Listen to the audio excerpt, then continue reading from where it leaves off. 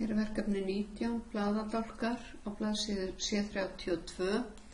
Ég er búin að breyta spásíum eins og beðið í lið númer 1 og ég er búin að setja síðuhaus á skjalið. Ég er líka búin að merkja fyrirsögnina með heading 1 og millifyrirsagnir með heading 2 og hér undir design er ég búin að velja útlitið simple. En næst ætlum við að setja, láta stafinn, fyrsta staf hér falla niður 3 línur og það er hér í insert.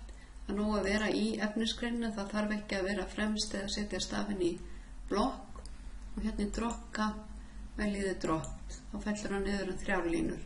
Ef við ætlum að hafa 2 línur þá myndum við velja hér dropka options. Næst ætlum við að setja texta í 2 dálka og þá þurfum við að afmarka textan. Afmörkum þennan texta hér eins og sýnt er í bókinni og við förum í page layout og columns. Undir more columns getum við valið 2 dálka, við getum breytt bili milli dálka og valið hér línu á milli. Og ok, þá kemur þetta svona. Og við höfum fulla jöfnun á textanum.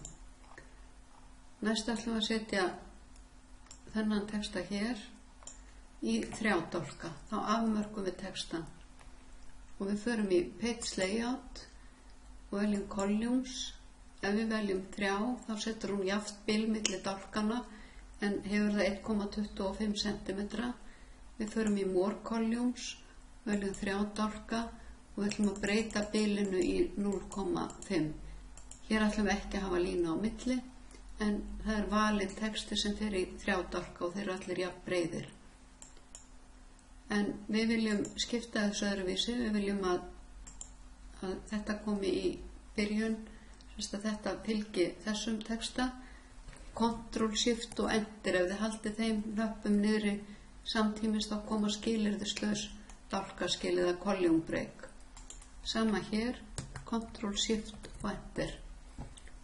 Og þið sjáuð að það myndast óeðlilega mikið bil hér á milli orða, þannig að við ætlum að fara og setja orðskiptingu á. Getum farið hér og prófað að byrjum ofanfrá. Hérna gekk þetta og reynum að við skiptum rétt samkvæmt íslenskum stafsetningarreglum, annarkvort það sem að fyrsta lína byrjar á sérhljóða eða ef orðið er samsett og síðan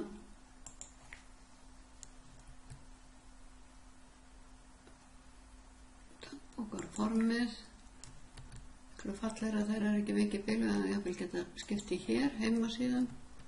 Já, þetta er hverfelt bandstrik, við ítum á Ctrl og bandstrikið.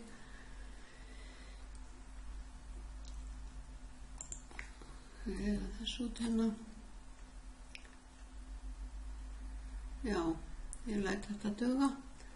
Við þurfum að hægri stilla heimildina og þurfum að homeflipa, setjum hérna hægri stillingu og ef við viljum hafa línu yfir þá veljum við hana hér í borders og ég vista skjalið.